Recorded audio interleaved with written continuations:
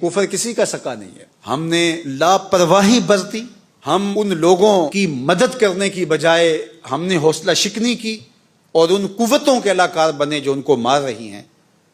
تو آج کیا ہم محفوظ ہیں؟ آج ہماری ہمسائیگی کے اندر انڈیا کو ہمارے خلاف کھڑا کر دیا گیا ہے. ایک جھوٹا مکر فریب پر مشتمل ایک ڈرامہ رچایا گیا ہے. معاہدہ سندھ طاس معطل کرنا تھا اور پاکستان کے خلاف کھڑا کرنا تھا. کچھ لوگ کہہ رہے ہیں جی پاکستان جو کو جانے لگا تھا غزہ، یہ بھی ایک فضول بات ہے. کب ان کے اندر جان ہے کہ انہوں نے ایسا کوئی فیصلہ کیا تھا؟ یہ نہیں کہ ہم کچھ کرنے لگیں گے تو وہ ہمیں پکڑیں گے. ہم کچھ بھی نہ کریں وہ ہمیں جینے کا بھی حق نہیں دیتے. وہ تو ہمارے مسلمانوں والے نام بھی گوارا نہیں کرتے. آپ بلاد غرب کے اندر جائیں، ہمارا پردہ بھی وہ نقاب نوچ لیتے ہیں کہ تم نقاب بھی نہ کرو. کہاں گئے آزادی اظہار کی بات کرنے والے؟ وہ تو ہمارے وجود کو برداشت نہیں کرتے، ایک ایک کر کے ہمیں مارتے رہیں گے.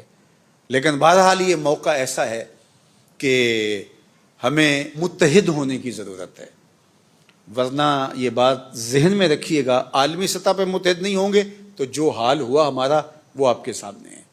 اور اگر ہم ملکی سطح پہ متحد نہیں ہوں گے تو ہم سے کتنی بڑی طاقت ہمارے مقابل کھڑی ہے. اور دنیا کے بڑے بڑے جگادری اور دنیا کے بڑے بڑے بدماش اس کی پشت کے اوپر ہاتھ رکھ کر کے اس کو کہہ رہے ہیں تو دلیر ہو. وہ پاکستان کے وجود کو برداشت نہیں کر رہے. پاکستان کے وجود کو ہمارے کچھ مسلم ممالک بھی برداشت نہیں کرتے اس اعتبار سے کہ یہ ترقی کرے.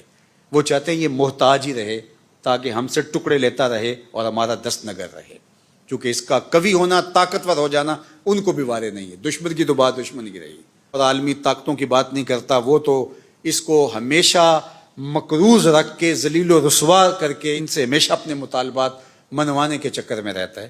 اور ہمارا ہمسایہ تو پہلے دن سے ہمیں کبھی اس نے قبول نہیں کیا. اندرا گاندھی نے کہا تھا کہ ہم نے دو قومی نظریے کو کب سے اکھاڑ کے پھینک دیا ہے سمندر کے اندر، جب مشرقی پاکستان الگ ہوا.